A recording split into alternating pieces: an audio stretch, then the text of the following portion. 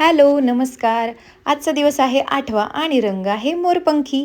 तर आज इथे मी अनुला डब्याला देण्यासाठी बनवतीये बीटरूटचा पराठा. तर खूपच सोपा आहे. अगदी मुलांना छान आपण हेल्दी असं ऑप्शन म्हणून टिफिनला देऊ शकतो.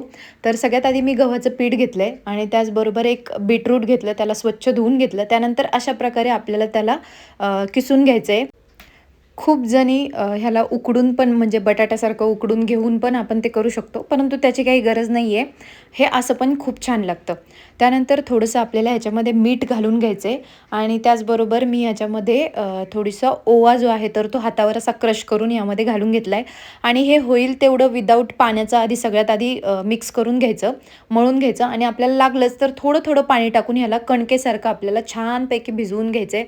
त्याचा एक छानसा गोळा तयार करून घ्यायचा आहे.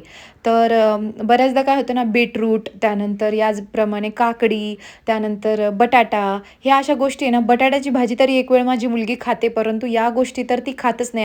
आपल्याला सतत वाटत असतं की आपल्या मुलांच्या पोटात ना हेल्दी गोष्टी जाव्यात. तर ह्या अशा प्रकारच्या ट्रिक करून आपण या गोष्टी त्यांच्या पोटात नक्कीच घालू शकतो. तर इथे मी थोडंसं तेल टाकून पुन्हा एकदा ह्याला छानपैकी मळून घेतलेलं आहे आणि याला झाकून ठेवून आपण थोडा वेळ रेस्ट करू देऊया आणि मग करूया. त्यानंतर इथे मी उत्कर्षला टिफिनसाठी दिलं होतं साबुदाण्याची खीर. आज थोडासा दात त्यांचा दुखत होता, त्यामुळे मी काहीतरी स्लरी देण्याचा विचार करत होते, म्हणून साबुदाण्याची खीर दिलेली आहे. त्याचबरोबर तिच्यासाठी मी पराठा करायला घेतला. इकडे आता छानपैकी आपण जसं कणकेचा गोळा करून घेतो त्याचपैकी मी करून घेतलं आणि पराठा लाटायला सुरुवात केली. तर थोडंसं काय होतं ना, की पाणी जास्त झाल्यानंतर पण थोडासा पराठा खाली चिपकू शकतो. माझं तसंच झालं बहुधा. तर थोडंसं पीठ कडक मळून घेतलं की तो चिकटणार नाही आणि हव्या त्या आकाराचे छानपैकी पराठे लाटून आपण हे भाजून घेऊ शकतो आणि त्याला तूप किंवा तेल लावून छान याला तव्यावर आपल्याला भाजून घ्यायचे आहेत.